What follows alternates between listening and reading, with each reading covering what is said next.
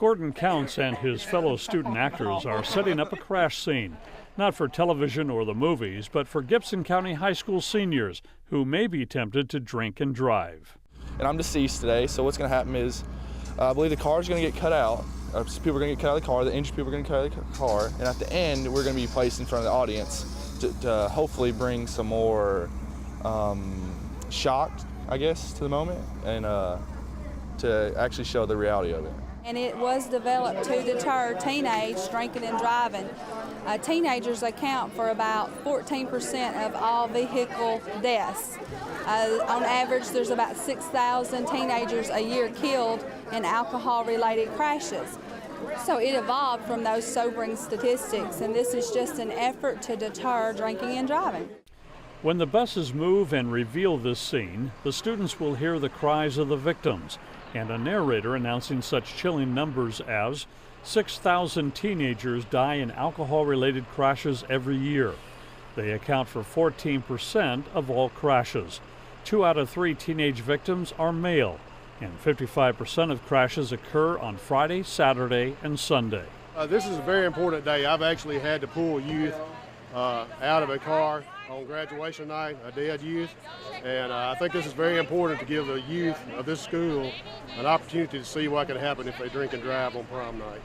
A lot of people from my school have said how great it was and how it showed them not to drink and drive, so it's a really good thing we're doing. It is very effective. If you stand and watch the faces of the kids in the bleachers as they watch this go on and see the tears start streaming down their eyes, then you know you've made an effect on their life.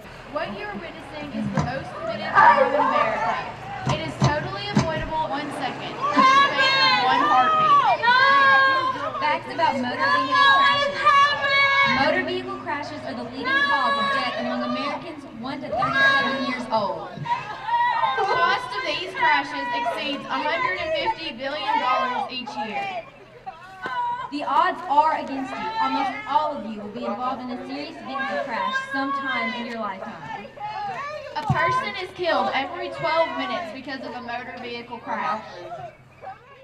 Teenagers, adolescents, they make decisions without really understanding the full consequence. This gives them a front row seat to the consequences. They see what it's like to be in a crash, to be cut out of a car.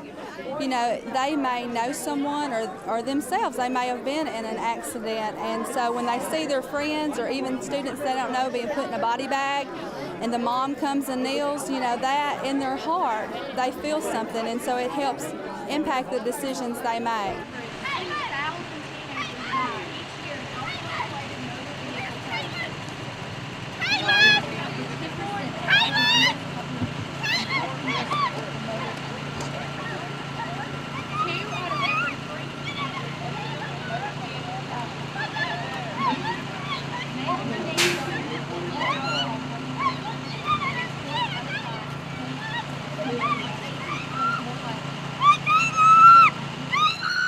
There is a great need for this type of activity, and as we said, we hope that our seniors will learn from this experience today and that they will think, you know, before they choose to do something that might be detrimental not only to them but others that are out on our highways as well. But please don't let drunk girls.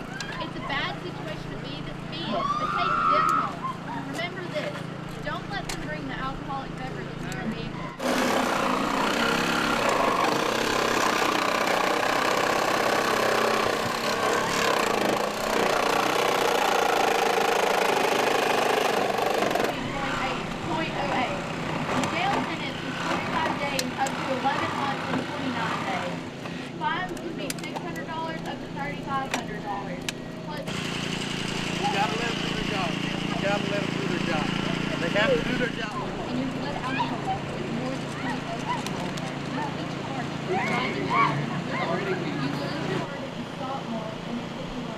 I know it's staged. I coordinated the event with other agencies, but yet it evokes an emotional response in me as well as other people. So I feel like for teenagers who cognitively are still processing what they've just seen, I feel like even though it's staged, it does hit home with them.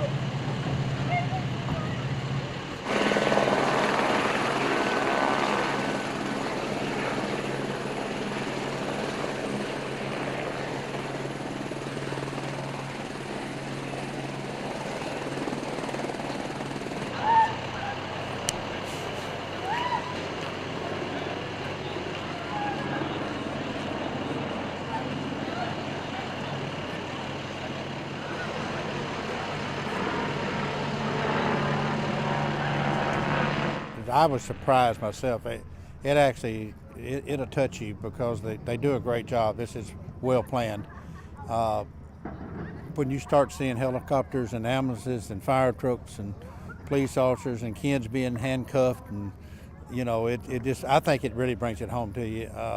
They do know it's set up, but it's very realistic. Clear. Yep. Okay, ready up. Okay, front wheels are on. Okay, keep locked.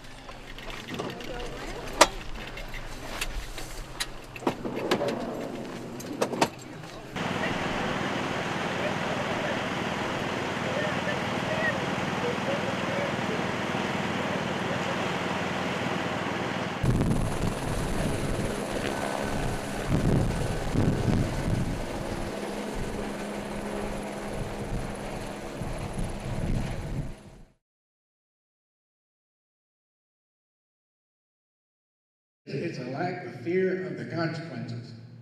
I did it 100 times, no problem. As a matter of fact, bragged about it, thought it was funny that I'd get home and tell my buddies the next day, man, I don't even know how I got home. I don't even remember leaving the barn. But my vehicle drives itself. Until one time, I was ejected through the sunroof. I was thrown about 60 yards. 40 yards of that was dense forest. And I heard somebody yelling, "Where are you?" And I said, "Well, I'm down here."